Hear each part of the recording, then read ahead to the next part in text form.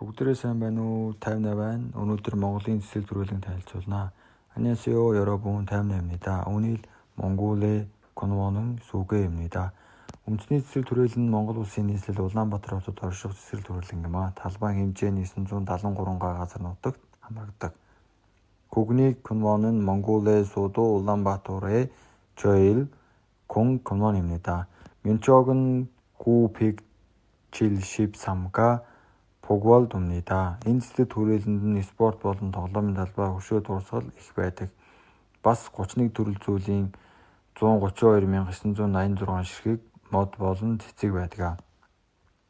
이 근원 운동 경기와 놀이 근원 금명물도 많이 있습니다. 그리고 30일까지 302,986개 나무와 꽃이 있습니다.